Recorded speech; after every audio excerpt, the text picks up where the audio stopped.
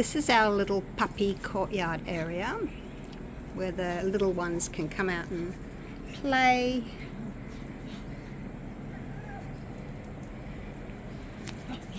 Nice and safe. We've got the cat net over the top there, so no kookaburras and hawks and things can come down to get the babies. And then through there, that's where all the other dogs can play, tear around, chasing each other. And yeah, there's a doggy door. They can come and go as they please into that area.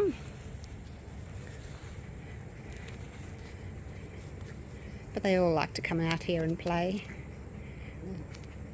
when the babies are outside.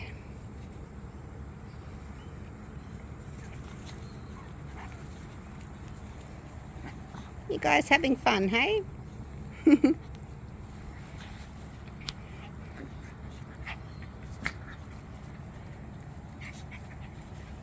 Lots to do and see out here.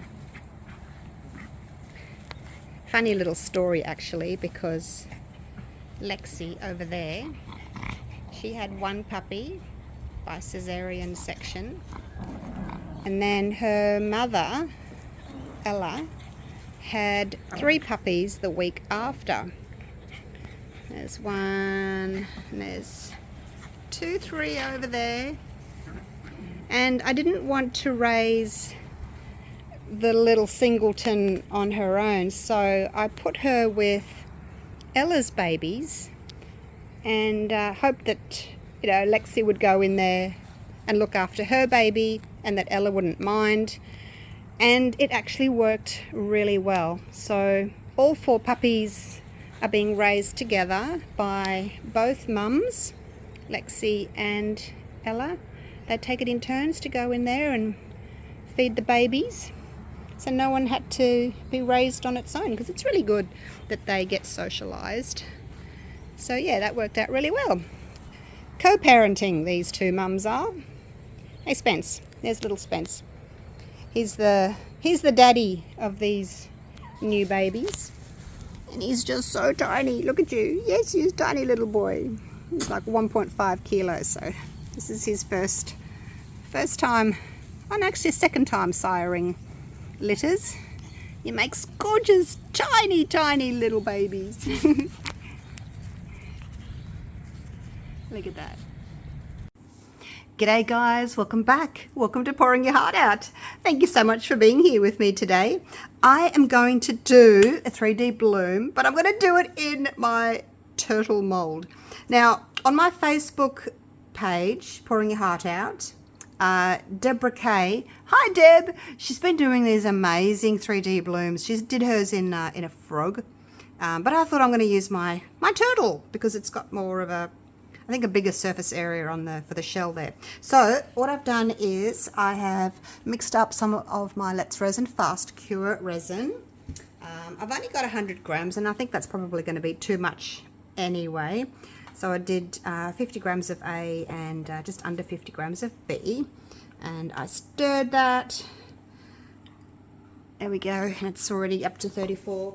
I popped it in my Resin debubbling machine, and yeah, I've just been having it sitting here for a few minutes while it's getting to temperature. Now I'm just going to pop maybe 20 grams into my little cup there. I'll just go off to the side and do that. Oh, no, I can't put you on pause. I'm just going to have to do it over here because my scale's over here. So 20 grams, and I'm not even going to need that, but I'm going to do 20 anyway. Because with the bloom, it's just easier, the bloom paste, it's just easier for me to work out, you know, how much to add. So 20 grams, 2 drops, 30 grams, 3 drops, and so on. And I'll leave it upside down in the little cup there so its paste's already ready to go. So give it a bit of a squeeze, wait for the drop to come, and then let go. 1, 2, there we go. I'll just wipe off the top again. And I'll pop it back in there for next time. All right, so that's our 2 drops in there. I'll stir that up in a minute. All right, so what I want to do, I've got this, I'm not exactly sure where I'm going to pour to. I just don't want it going into the head, so I thought I might tip it back a little bit. So I've just got a pop stick there, and I'm just tipping the turtle back a little bit. So I'm just going to pour that in. I don't want it to go into the head. I just want to do the shell. So I'm just going to pour this in until, whoops, don't go in the head. So I think I'll lift it up, put another one under there. Just don't want it going into the head. Tilt it back a little bit. Once I've done my bloom, I can, you know, tilt back again, but just going to try and I don't want it going in the tail as well. Gosh. I have to allow a little bit of space for my, don't go down the head. I think because I already had it close to the edge there, it kind of wants to. But it's going to wipe that away. So I'll be doing this in two steps, 2 layers. Okay. First the bloom. I'm just going to clean off that glove there. Put my hand under my isopropyl dispenser.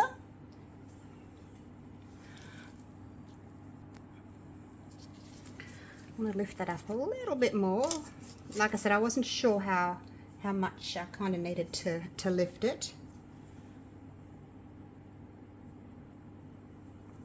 I better get a wriggle on that before my resin starts to cure, and then I won't have time to do a bloom. All right, I think that will be fine. So what I need to do is I'm going to add some alcohol inks. There's not much room there, so I've got some turquoise and some light blue. These are just Deco Rom. They have they're not very highly pigmented, so they do spread well.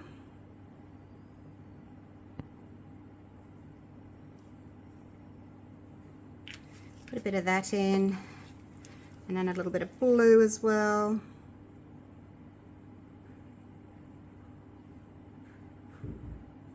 Okay, there we go. Just cover that surface there. All right, that's in. Now I can mix up my white. I've got my little cup there with my piping bag in it. I did cut the top off because I didn't need quite so much. That was the small piping bag. So once this resin has had a chance to sort of set up a little bit, then I can fill it up with whatever color I want to. I may just do it, I haven't actually thought about what I want to do. Like, you could dust the flippers with some holographic powder or some chameleon powder, or, you know, whatever you wanted to do, but I'm not sure. I might just do like a pale blue transparent, because I don't want the bloom to be overpowered by anything else that's sort of going on around there. So now resin self-levels, so it should be a level playing field in there for me to pipe my bloom into, even though the turtle's on a bit of an angle. Now I'm going to just snip off. Can you see how the white's there and then the point? So I'm going to cut sort of halfway between that, where the white ends and the point, like so. And I think probably the easiest thing to do would be just to do a spiral. Oops. Like so. It's difficult to get into such a little area. Okay, that'll do. That'll do. All right, so that's done, and now I am just going to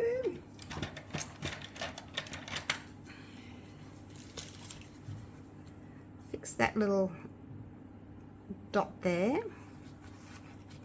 And I think, gosh, I don't know. Okay, I don't know how Deborah did hers.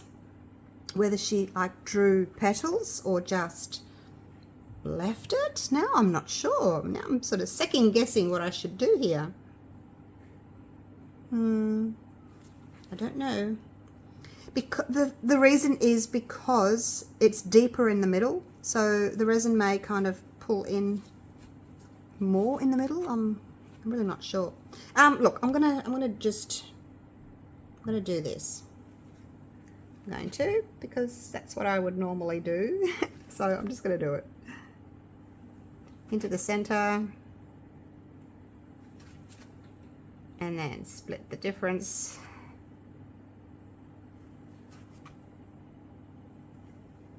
Like so. And then because the metal's looking a bit messy, I'm going to just get my little thingy, pipette, chop the top off so I've got slightly bigger hold.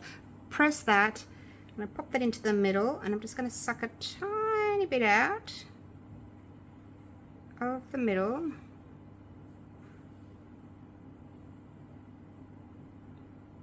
And pull straight up, and hopefully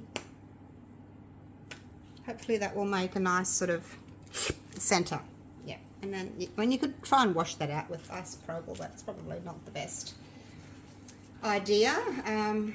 They're very cheap. You could potentially just throw it out. All right, so that's all I'm going to do. I'm not going to torch. We'll just have to wait and see. I've got a bit of a blobby happening here, but actually I might I'll just give it a bit of heat, because I did wait a little while for my resin to warm up. It took me a little while. I'm just going to give it a bit of a blow. Just like so, just to get that warmed up again. And hopefully it'll close. Alright, so that's pretty much all I'm going to do. Try and tidy up that. I'm going to cover it, and we'll see what happens. See what happens in a few hours. I'll wait until it's sort of touch dry, and then I can put the next layer on. And I'll probably just choose one of these two colours, probably just the light blue. Although sea turtles are more of a green colour, aren't they? Alright, let's just cross fingers and hope that this actually works. See you soon. Alright, I have tested it. Move my little net out of the way. And it's touch dry. Around the edges where they're a little bit more shallow, I touched it with a toothpick and it was still cured. So mixing up the next layer. Now I've probably got about an inch, I guess, of depth from the bottom to the top of the flippers. So I can't use the fast cure again because it's only for shallow molds and it would probably flash cure. So I had a look in my little manual that this resin came with. This is the Let's Resin. It's just the regular casting resin. It's not the fast cure one. And it said in the booklet not to pour it less than 1 inch deep. So I thought, well, this is just over an inch, so I'm going to go with that. And I don't want to do like a deep pour resin because it takes almost 2 days to cure. So I'm going to go with this one.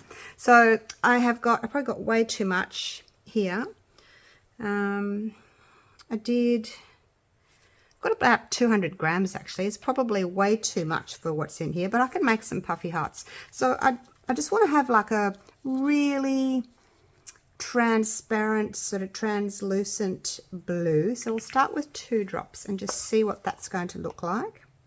I haven't put the resin in my debubbling machine yet, because I thought there's no point me getting it bubble free and then stirring like a mad woman to mix the colour in. So I'll mix the colour in first, and then something in there, and then I will pop it into my debubbling machine, and then once it comes out I can just pour it straight in. So it looks quite dark there, but what you can do, if you're not exactly sure about how it's going to look like, it's going to look quite deep.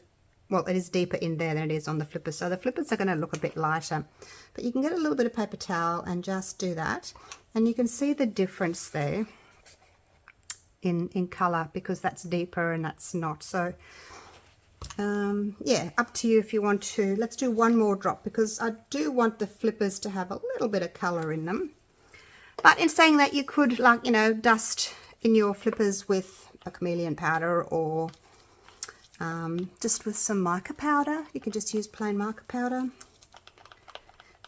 But because I can't really dust inside the head there, I don't want to move anything, because I don't want to risk sort of that resin that's in there popping out, and then this resin will go underneath. So I'm not touching it at all. And I spilt a bit of resin. So I'm going to pop this into my debubbling machine now, and then I'll come right back to you. All done. There we go. All right, let's pour this in. I'll put my stick down so it can drop onto the stick rather than go splash splash, because we don't want any bubbles.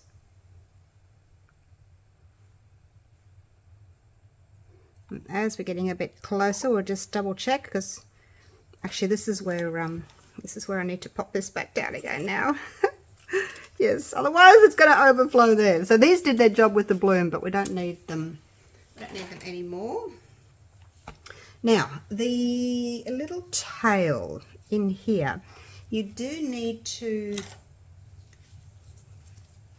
make sure that the resin's going in there. Oops, wrong place. There. You can feel the little hole for the tail, so just make sure, again, be careful. I've got to be careful I don't dislodge that resin that's in there. But because it's still a little bit on the soft side, it's not going to like pop out as easily as if it was totally cured, so that's a good thing. But hopefully it is. Look, if you do get a little bubble in the tail, it's no big deal, because it's usually on the top here, which is underneath, and you can always fill it with a tiny little bit of just a drop of UV resin. So I'd rather have a bubble in the tail than dislodge my first layer. And if you wait until your first layer is totally set and hard on the edges, when you put your next layer in, you've got more of a chance of seeing the ring where the two layers meet. Whereas if you let your resin be a little bit sort of soft, I see now I'm making bubbles, so I'm not using my stick. Yeah, if you wait until the first layer is a little bit soft on the sides, and then you pour this one in, you won't see, you know, the join of the two as much. Hopefully those little bubbles will come up. There's just a few in there, but look, you're not going to see them anyway because of the bloom below. So yeah. All right, I've got a tiny bit left. Can I put any more in? Tiny bit more. I do like to dome it, just so that you don't get that sharp edge when you unmold. If you filled it up enough, I think that'll do. All right, I'll do something with that light blue. I'm going to cover it again so we don't get any insects and things flying into it. Now this is going to take a little bit longer to cure. What's the time now? 10 a.m. Hopefully I can come back and do it before bed tonight. But yeah, I'll give it sort of, I'll come and check it in about 8 hours, 10 hours, and hopefully we can demold it then. Like I said, it's not the fast cure resin, so I hope, but I'm not exactly sure how long it'll take. We shall find out. All right, see you soon. All right, it is ready. It's cured, and it looks as if it's all closed over. There's a hair on that. Looks as if it's closed over. It'd be interesting to see what it's going to look like. Let's get it out of its mold.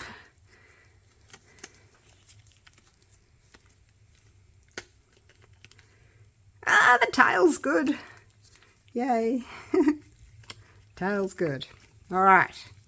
There we go. He's out. I'll just go pop over the head. And he's out.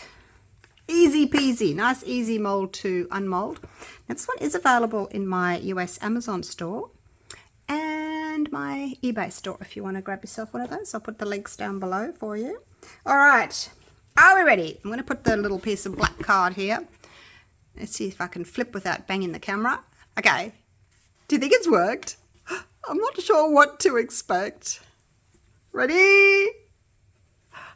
Ah, it worked. Oh my gosh.